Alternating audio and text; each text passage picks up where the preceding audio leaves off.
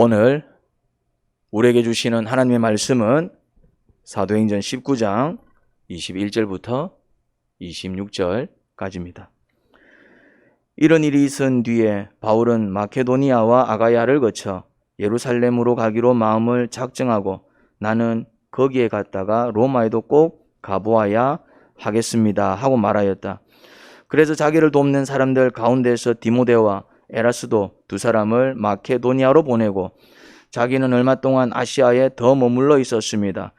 그 무렵에 주님의 도 때문에 적지 않은 소동이 일어났다. 데메드리오라고 하는 은장이가 은으로 아데미 여신의 모형 신전들을 만들어서 직공들에게 적지 않은 돈벌이를 시켜 주었다. 그가 직공들과 이런 일에 종사하는 사람들을 모아놓고 말하였다. 여러분이 아시는 바와 같이 우리는 이 사업으로 잘 살고 있습니다. 그런데 여러분이 보고 듣는 대로 바울이라는 이 사람이 에베소에서 뿐만 아니라 거의 온 아시아에 걸쳐서 사람의 손으로 만든 신은 신이 아니라고 말하면서 많은 사람을 설득해서 마음을 돌려놓았습니다. 그러니 우리의 이 사업이 명성을 잃을 위험이 있을 뿐만 아니라 위대한 아데미 여신의 신전도 무시당하고 또 나아가서는 온 아시아와 온 세계가 숭배하는 이 여신의 위신이 땅에 떨어지고 말 위험이 있습니다. 아멘. 바울이 에베소에서 복음을 전할 때 일입니다. 바울의 전도로 인해서 에베소에 큰 소동이 벌어졌습니다. 바울이 전한 복음 때문에 문제가 발생했어요. 에베소에 데메드리오라는 은장이가 있었습니다. 은장이, 그는 은으로 아데미 여신의 모형 신전을 만들어 팔았습니다. 은으로 물건을 만드는 사람, 은장이 데메드리오라는 사람이 에베소에 있었는데 그 사람이 이제 소동을 일으킨 또 주인공이었습니다. 사실 그 사람이 일으켰다기보다는 선동을 했지요. 에베소 사람들은 대부분 아데미 여신이라는 여신을 섬기고 있었습니다. 아데미 여신, 여신 이름입니다. 신의 이름이죠. 아데미, 에베소에서 숭배하던 여신입니다. 그 에베소 사람들 대부분이 그 아데미 여신을 숭배하고 있었기 때문에 아데미 여신 모형 신전을 은으로 만들어 파는 사업은 큰 돈벌이였습니다. 그러니 이제 부적처럼 그 모형을 샀을 것 아닙니까? 아데미 신전, 아데미 여신을 모신 신전을 모형으로 만들었기에 이제 마치 이제 그 모형을 사서 집에 두면 신전을 집에다가 모신 것 같은 그런 느낌이었을 것입니다. 아데미 여신을 숭배하는 자들이었기 때문에 그 모형을 살 때는 어떤 마음이었겠습니까? 아데미 여신이 또 우리 가족을 지켜줄 것이다. 그러니까 이거는 부르는 게 값일 것입니다. 그래도 불티나게 팔렸을 것입니다. 왜? 그 지역 사람들이 대부분 아데미 여신을 숭배하고 있었기 때문에. 그러니 그것을 팔아 만들어 팔던 데메드리오는 그 사업으로 인해서 많은 돈을 벌었겠죠. 그런데 바울의 전도가 문제가 되었습니다. 데메드리오의 주장을 한번 들어보겠습니다. 26절에서 그런데 여러분이 보고 듣는 대로 바울이라는 이 사람이 에베소에서 뿐만 아니라 거의 온 아시아에 걸쳐서 사람의 손으로 만든 신은 신이 아니라고 말하면서 많은 사람을 설득해서 마음을 돌려놓았습니다. 데메드리오가 이제 사람들을 선동할 때 했던 주장입니다. 바울은 사람이 손으로 만든 신이 신이 아니라고 말했던 것입니다. 그건 사실입니다. 오직 세상을 창조하신 하나님만이 신입니다. 참신을 소개한 거예요. 참신을 이제 소개했지만 이 우상으로 돈벌이 하던 사람들은 진리에는 관심이 없었습니다. 참신에는 관심이 없었다 이 말입니다. 오히려 그 말로 인해서 손으로 만든 신은 신이 아닙니다. 근데 데메드리오가 뭘 만들어 팔았다고요? 아데미 여신을 모신 신전 모형을 만들어 팔았으니까 이건 손으로 만든 거잖아요. 그러니까 손으로 만든 신은 신이 아닙니다. 뭐가 신입니까? 누가 신입니까? 이 세상을 만드신 하나님이 참 신입니다. 사람이 만든 물건이 어떻게 신이 됩니까? 사람이 만든 물건이. 이 사람을 창조하신 하나님, 세상을 창조하신 하나님, 그 하나님이 계십니다. 그 하나님을 섬기셔야 됩니다. 진리를 전한 거예요. 진리를 전했지만은 그 진리에는 관심이 없고 오히려 바울의 말로 인해서 그들의 사업에 지장이 생긴 것이죠. 그들은 손으로 만든 신을 팔아서 돈벌이를 하는데 사람이 손으로 만든 신은 신이 아니다 이래 보니까 그들 사업에 이제 지장이 생길 수 있었지요. 그래서 발끈했던 것입니다. 바울의 전도를 방치했다가는 아데미 여신 모형 신전 판매에 큰 지장이 생기겠다. 돈벌이에 지장이 생기겠다. 매출이 떨어지겠다. 이제 그런 위기를 느낀 거예요. 그러니 데메드리오는 그 사업의 주인공이었던, 그 사업의 회장이었던 데메드리오는 가만히 있을 수 없었죠. 그래서 사람들을 선동한 것입니다. 바울이 전도하지 못하게 막아야겠다 생각을 한 것이었을 것입니다. 27절입니다.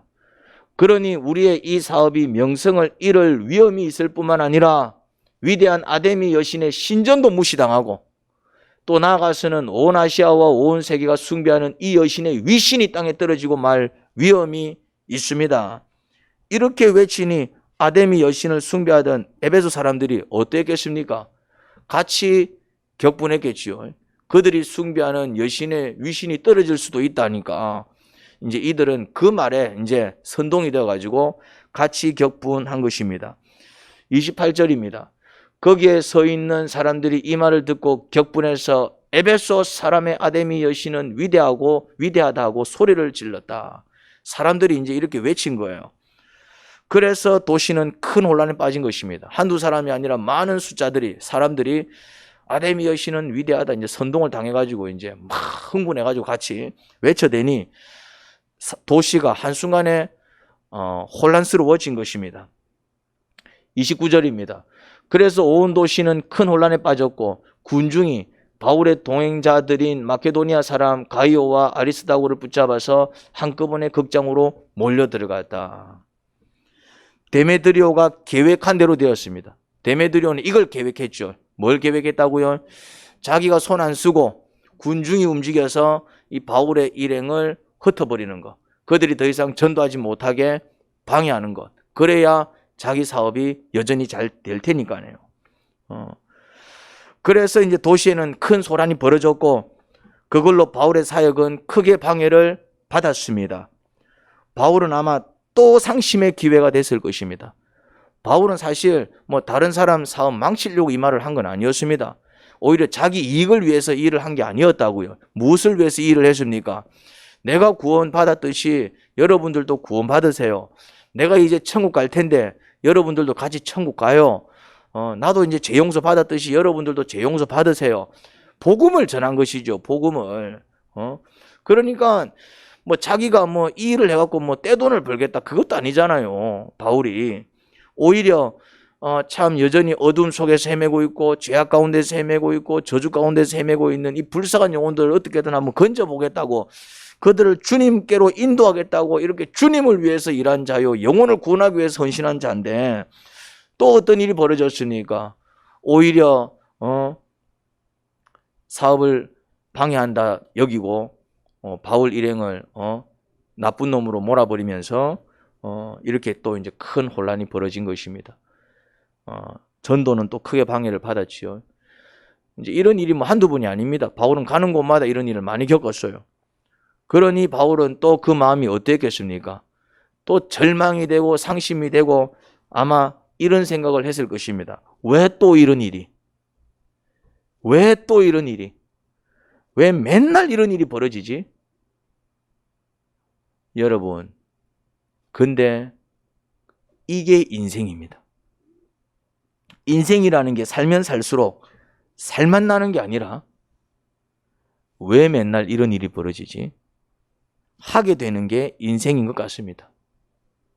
여러분은 어떻습니까? 사는 게 행복해 죽겠습니까? 아니면 왜 맨날 나는 이 모양이야? 이런 탄식이 나올 때가 많습니까? 인생살이가 어떻습니까? 바울의 선교 사역은 녹록지 않았습니다. 열매도 있었어요. 열매가 전혀 없었던 건 아닙니다. 열매도 있었습니다. 교회도 세워지고 또 바울로 인해서 그 일행 전도를 통해 예수님을 믿고 구원받은 영혼들도 또 있었습니다. 열매도 있었지만 열매만 있었던 건 아닙니다. 좋은 일만 있었던 건 아닙니다. 기쁘고 행복한 일만 있었던 건 아닙니다. 뭐도 잇따랐습니까? 소란도 잇따르고 소동도 잇따르고 또 지금 에베소에서도 큰 혼란과 뭔가 이렇게 큰 문제가 발생했지요. 전도하다 돌에 맞아 죽을 뻔한 적도 있고요. 감옥에도 갇힌 적이 있습니다. 물론 그 감옥에서 간수를 구원하는 역사가 있었지만 또 개인적으로는 이유 없이 옥에 억울하게 갇힌 신세가 되었지요. 많은 사건과 사고를 겪었습니다. 바울의 고백을 한번 들어볼까요? 바울의 인생이 어땠는지 한번 보겠습니다. 고린도후서 11장 23절 이하에 바울이 이런 이야기를 합니다. 그들이 그리스도 일꾼입니까? 내가 정신 나간 사람같이 말합니다마는 이 표현이 거칠지요. 지금 약간 정신 나간 사람같이 내가 말 좀 하겠습니다. 지금 뭔가 이렇게 말투가 지금 억양되어 있는 것을 알 수 있습니다. 나는 더욱 그렇습니다. 나는 수고도 더 많이 하고 감옥살이도 더 많이 하고 매도 더 많이 맞고 여러 번 죽을 뻔하였습니다. 자기 인생, 자기가 살아온 인생, 전도하면서 겪었던 순환, 주님을 위해서 일한 인생, 그런데 그 인생이 녹록지 않았음을 얘기합니다. 계속 한번 볼까요? 유대 사람들에게서 마흔에서 하나를 뺀 매를 맞은 것이 5번이요. 마흔에서 하나를 뺐으면 몇 대 맞았다는 얘기입니까? 39대. 39대 매를 몇 번 맞았다고요? 5번. 39대짜리 매를 5번 맞았대요. 매를. 이때 매는 채찍입니다. 채찍. 한 대만 맞아도 아파 죽는데 혹시 몽댕이에 맞아본 적 있습니까? 몽댕이에. 저는 어렸을 때 몽댕이에 맞아본 적이 있습니다. 우리 어머니가 좀 성정이 급하셔가지고 이제 우리 어머니가 아주 불의를 못 참으시는데 제 동생하고 제가 고양이에 올라탔어요. 그래서 고양이 허리가 이래 나가pis어요. 우리 엄마는 그거를 못 참거든요. 어떻게 저 불쌍한 고양이 한 놈도 아니고 2놈이 올라타가지고 말놀이를 한 겁니다. 고양이 등에 올라타가지고. 그러니까 이제 우리 어머니 뚜껑이 이제 열린 거예요, 이제.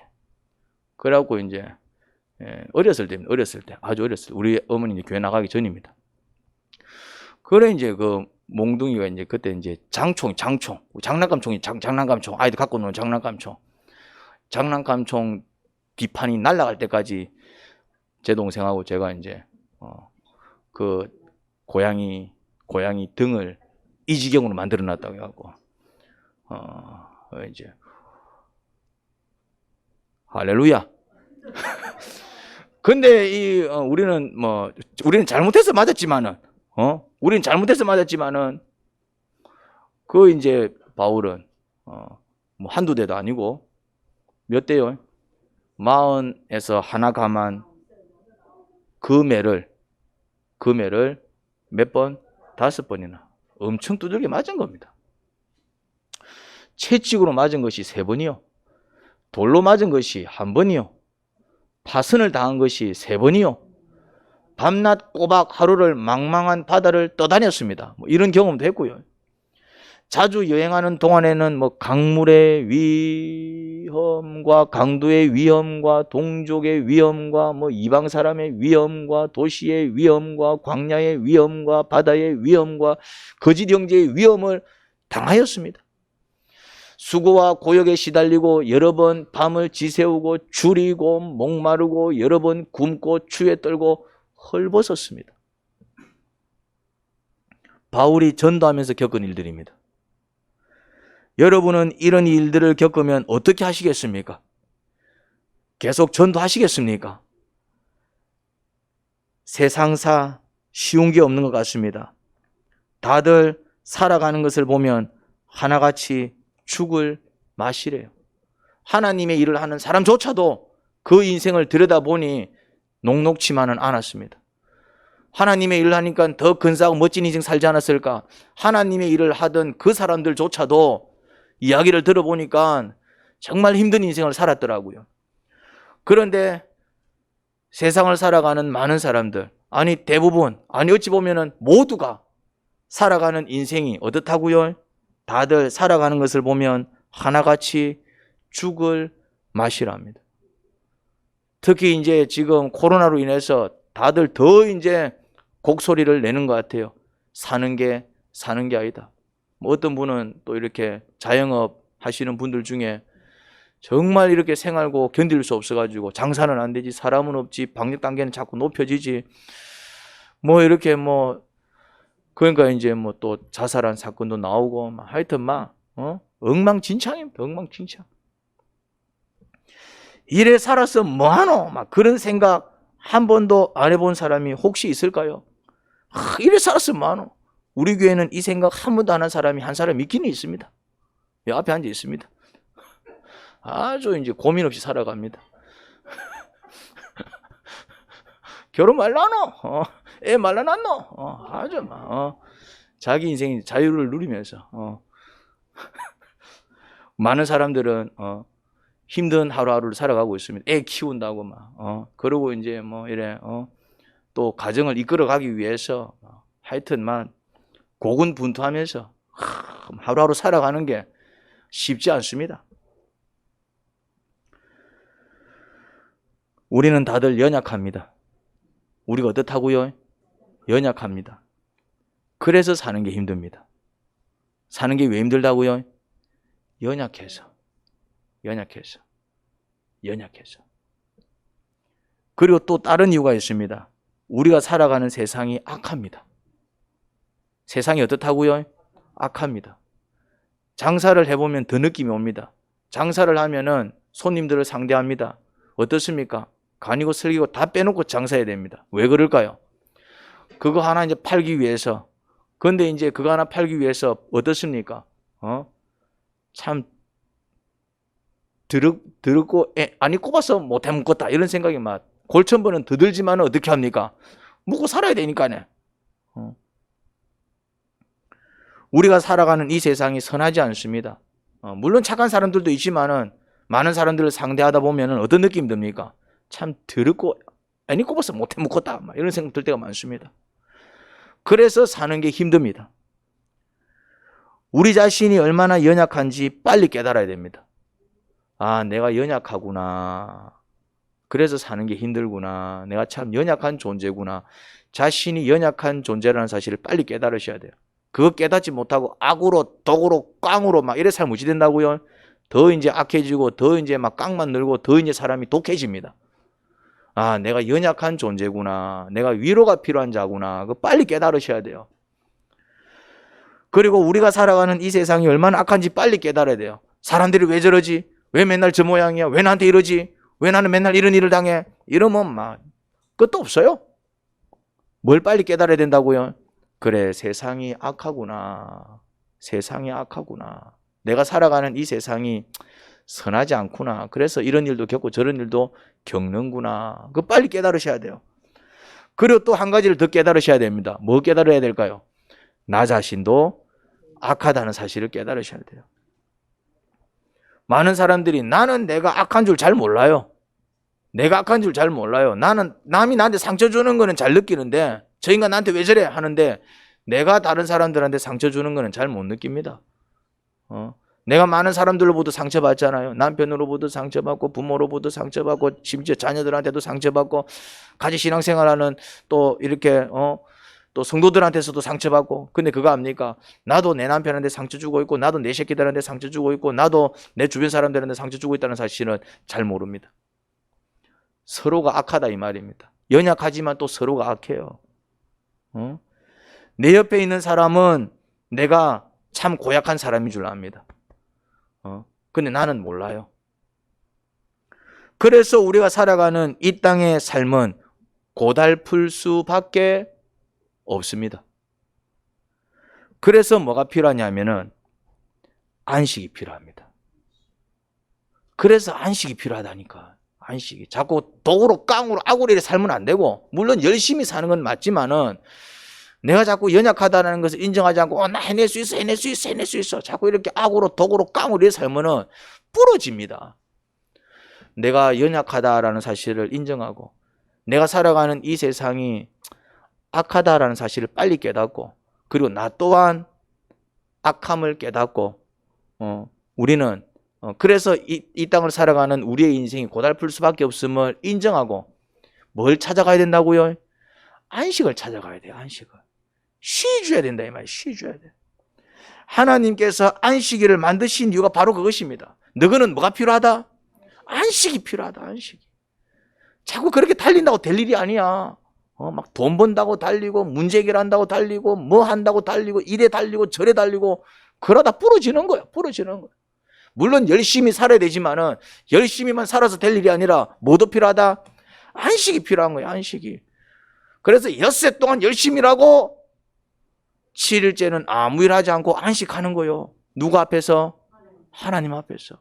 하루를 열심히 살았으면은 해가 진다 뭐 해야 되고 딱 일을 정리하고 집에 가서 뭐 해야 된다? 안식하는 거예요. 누구와 함께? 가족과 함께. 누구 앞에서? 하나님 앞에서. 안식이 필요하다. 근데 안식이 지금 사라지고 있어. 안식이 사라지고 있어. 안식이. 사막은 어떤 곳입니까? 사람이 살 수 없는 곳이 사막입니다. 모래벌판입니다. 하지만 사막이어도 사람들이 살 수 있는 곳이 있습니다. 사막인데 사람들이 살 수 있는 곳. 거기가 어딜까요? 오아시스입니다. 오아시스. 사막 가운데 있는 유일한 안식처. 오아시스. 가고 또 가고 어두운 곳에 인생길이란 고달픈 것. 여기가 어디인가? 오아시스인가? 낙타야 멈춰라. 쉬었다 가자한다. 할렐루야. 이 노래는 내가 군 생활에 있을 때 우리 군대 그 선임이 작사 작곡한 노래입니다. 이기원 형제 소대에 있던 고참인데 밤에 같이 건물을 썰어 나갔는데 내가 지은 노래가 하나 있다고 내가 밤새도록 이 노래 들으면서 내가 이 노래 외울 때까지 불러 제끼더라고. 옆에서 내가 뭔 노래인지 이해도 안 되는 이 노래를. 근데 이제 가사를 가만 생각해 보니까 아주 인생사가 막 녹아 있더라고. 내가 사막 얘기 아닌가 갑자기 생각이 나서 안 불러봤습니다.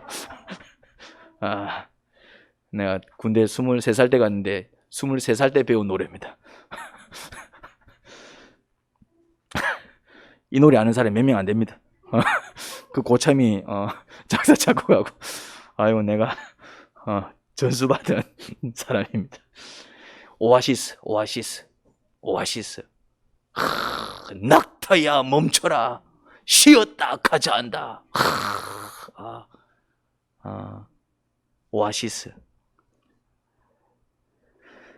사막에 지친 자들이, 이 광야길에서 지친 자들이 안식할 수 있는 곳, 거기 어디라고요? 오아시스. 예수님은 누구십니까? 하나님 아버지께로 갈 수 있는 유일한 길이요 진리요 생명 되시는 구주이십니다. 그리고 이 예수님께서 바로 이 땅을 살아가는 우리에게 오아시스와 같은 분입니다. 요한복음 4장입니다. 이런 말씀이 있어요. 예수께서 말씀하셨다. 이 물을 마시는 사람은 다시 목마를 것이다. 우물물을 얘기하는 거예요. 지금 우물물. 이 물은 우물물. 그러나 내가 주는 물을 마시는 사람은 영원히 목마르지 아니할 것이다. 내가 주는 물은 그 사람 속에서 영생에 이르게 하는 샘물이 될 것이다. 수가성 여인 압니까? 수가성 여인. 우물가의 여인처럼 난 구했네. 헛되고 헛된 것들을. 이 노래의 주인공 우물가의 여인, 수가성 여인. 우리가 우물가의 여인으로 알고 있는 그 여인에게 하신 말씀이에요. 뭐라고 말씀하셨다고요? 내가 주는 물을 마시는 사람은 영원히 목마르지 않을 것이다. 여러분, 이런 물을 마시고 싶지 않습니까? 이런 물을 마시고 싶지 않습니까? 우리의 인생 다시 갈증나고 다시 갈증나고 다시 갈증나길 반복하는 우리의 인생. 이제 갈증이 반복되는 인생을 종치고 싶지 않습니까? 그 방법이 있습니다. 바로 예수님께서 주시는 물을 마시는 것입니다. 예수님이 주시는 물. 그 물을 마시면 영원히 목마르지 않을 거랍니다. 그러면 그 영생수, 영원히 목마르지 않을 영생수가 뭘까요? 주님이 우리에게 주시는 그 영생수, 영원히 목마르지 않게 내 갈증을 해소시켜 주실 그 영생수, 그 생명의 강, 내게 주실 그 영원한 생명의 물, 그 영생수가 뭘까요? 그게 바로 직면기도입니다. 직면기도. 직면기도. 그리고 우리의 기도에 응답하시는 하나님의 말씀. 직면기도는 내 마음을 솔직하게 하나님께 아뢰는 기도입니다. 그러니까 목이 마르면 뭐 해야 됩니까? 목이 마르니까 물 좀 주세요 해야 그 사람은 물을 마실 수 있습니다. 배가 고프면은 보소, 내가 배가 너무 고프니 밥 좀 주세요. 근데 그 얘기를 누구한테 해야 될까요? 밥 좀 주세요. 누구한테 얘기해야 될까요? 물 좀 주세요. 누구한테 얘기해야 될까요? 물 주는 사람한테 얘기해야 됩니다. 절대로 안 주는 사람한테 얘기하면은 소용이 없다 이 말이에요. 누구한테 얘기해야 된다고요? 물을 주는 사람. 예수님은 물 좀 주세요 할 때 그래 이 물 마셔 하고 물 주시는 하나님이십니다. 예수님은 밥 좀 주세요 하면은 배고파 그러면 이거 먹어 하고 밥 주시는 하나님이십니다. 슬퍼요 괴로워요 슬프나 괴롭나 그러면 내가 네 마음 만져줄게 하면서 내 마음 만져주시는 하나님이십니다. 아픕니다 죽겠어요 미치겠어요 힘들어요 그러면은 힘드나 많이 힘드나 죽겠나 그 정도로 괴롭나 내 마음을 만지시고 상한 육신을 만지셔서 나를 회복시켜 주시는 하나님이십니다. 우리가 영생수를 주시는 분이 누구라고요? 예수님. 내가 주는 물을 마시는 자는 영원히 목마르지 않을 것이다. 주님께서 주시는 영생수를 받아 마셔야 된다 이 말입니다. 그런데 누가 그 영생수를 받아 마신다고요? 누가? 그렇죠. 직면기도하는 사람. 그게 직면기도입니다. 직면기도 딴 게 아니라 내 마음을 솔직하게 아뢰는 것입니다. 배가 고파. 주님 배고파요. 목이 말라. 주님 목 말라요. 너무 괴로워. 주님 괴로워요. 못 살겠다. 주님 못 살겠어요. 어찌하면 좋을까요? 저를 좀 도와주세요. 그런 기도를 드리면 하나님께서 내 마음을 만지시는 응답을 주십니다. 응답을 주신다 이 말이에요. 응답을. 내 마음을 만지시는 응답을. 상한 내 마음을 만지셔서 다시 희망과 용기를 가지게 만들어 주십니다. 아무리 힘든 상황이어도 내 마음에 희망이 넘치면 절대 쓰러지지 않습니다. 상황이 어려워서 힘들다고요? 아닙니다. 상황이 어려워도 내 안에 희망이 넘치고 용기가 넘치면 그 힘든 상황 헤쳐나갑니다. 단지 상황이 어렵다고 해서 힘든 게 아니에요. 상황이 힘들다고 해서 다 넘어지는 게 아닙니다. 정말 살기 어렵다고 해서 다 자살하는 거 아니에요. 살기 힘들다고 해서 다 인생 포기하는 게 아닙니다. 내 마음에 희망과 용기가 넘치면 아무리 힘들어도 어떻게 한다고요? 헤쳐나갑니다. 주님의 말씀은 우리에게 뭘 준다고요? 희망을 줍니다. 주님의 말씀은 우리에게 뭘 준다고요? 용기를 줍니다. 그 상황을 헤쳐나갈 수 있는 능력을 줍니다. 그런데 누구한테 준다고요? 그렇죠. 자기 마음을 솔직히 아뢰어서 도움을 구하고 은혜를 구하는 자들한테. 그래서 기도하라고 얘기하는 거예요. 기도하세요. 물론 중보기도는 사역적인 기도고 뭐 교회를 위해서 뭐 이런 기도는 치유기도 이거는 이제 남을 돕는 기도지만은 그런 기도도 해야 되겠지만은 지금 얘기하는 기도는 그런 기도가 아닙니다. 어떤 기도입니까? 나 좀 살려주세요. 나 좀 도와주세요. 내가 은혜를 구하고 도움을 구하는 직면기도를 얘기하는 것입니다. 이런 기도는 하셔야 됩니다. 안 그러면 여러분 못 버틸 겁니다. 못 버틸 겁니다. 희망이 꺾이면 그때는 천하를 호령하는 사람도 자빠집니다. 왜 자빠지는 줄 아십니까? 상황 힘들어서. 왜 쓰러지는 줄 아십니까? 사는 게 힘들어서 아닙니다. 뭐가 꺾였기 때문에? 희망이 꺾였기 때문입니다. 살 희망이 안 보이는 거예요. 절망 가운데 빠진 거예요. 그러면 자빠지는 겁니다. 그런 방법이 없어. 하나님은 우리에게 희망과 용기를 주십니다. 할렐루야. 다시 살 마음을 주시고, 다시 일어설 마음을 주시고, 다시 달릴 수 있는 마음을 주십니다. 오아시스가 그런 것입니다. 사막에 지친 자들이 다시 일어설 수 있도록 힘을 주십니다. 자기 길을 다시 갈 수 있도록 힘을 줍니다. 그게 오아시스입니다. 다 죽어가던 사람도 이제 열기에 이제 지쳐 쓰러집니다. 이제 막 갈증, 이제 물도 못 마시고, 열은 뜨겁지, 일사병, 이제 막 거의 숨이 넘어갑니다. 그러다가 이제 기어서 가는데 앞에 뭐가 있습니까? 오아시스가 있는 거야. 그래서 이제 힘도 없어. 그 물을 떠마실 수 있는 힘도 없어. 그렇지만 저가 마시면 내가 죽겠다 싶으니까 손을 뻗어갖고 어떻게 합니까? 그냥 이렇게 제대로 물을 퍼지도 못해. 그렇지만은 그냥 이렇게 퍼지는 대로 해서 입에다가 그냥 한 방울 두 방울 그냥 물을 튀겨서 넣습니다. 그러면 어떻습니까? 그 한 방울 두 방울이 이 목구멍으로 흘러내려가면서 정신이 차려집니다. 이 물 한 방울 두 방울이 목구멍으로 흘러 들어가면서 다시 나는 기력이 살아납니다. 예수님은 바로 우리에게 오아시스입니다.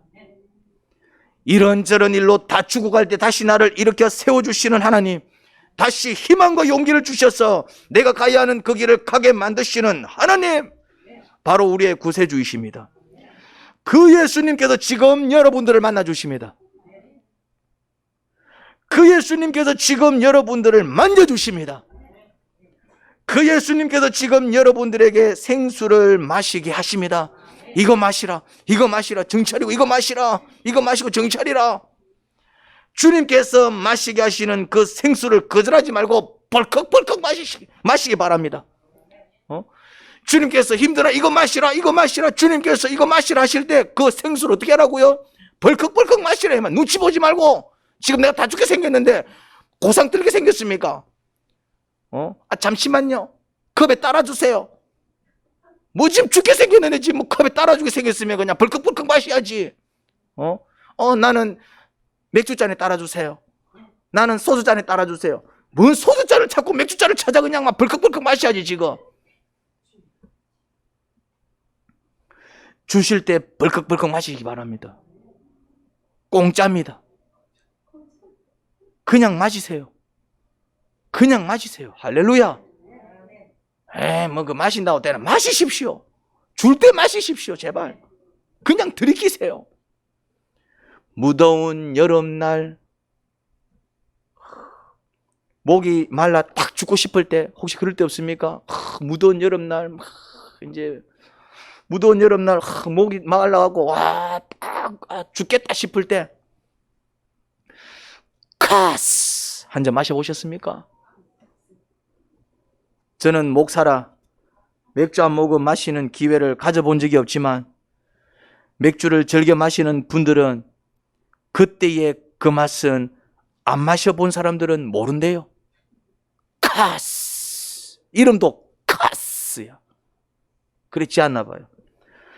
갈증난 목구멍으로 흘러 들어가는 그 맥주의 시원한 손길, 갈증으로 지친 목구멍을 시원하게 어루만져 주는 그 맥주의 손길, 안 마셔본 사람들은 모른대요. 삶에 지친 사람들에게, 인생의 고달픔에 푹 삭힌 불쌍한 사람들의 영혼을 어루만져 주시는 주님의 손길, 할렐루야. 다시 나에게 희망과 용기를 불러일으켜 주시는 주님의 세미한 음성, 지쳐 쓰러져 신음소리밖에 낼 수 없을 때 나에게 다가오셔서 내 영혼을 쓰다듬으시는 예수님의 그 사랑의 손길. 나를 위해 오신 주님, 나의 죄를 위하여서 유대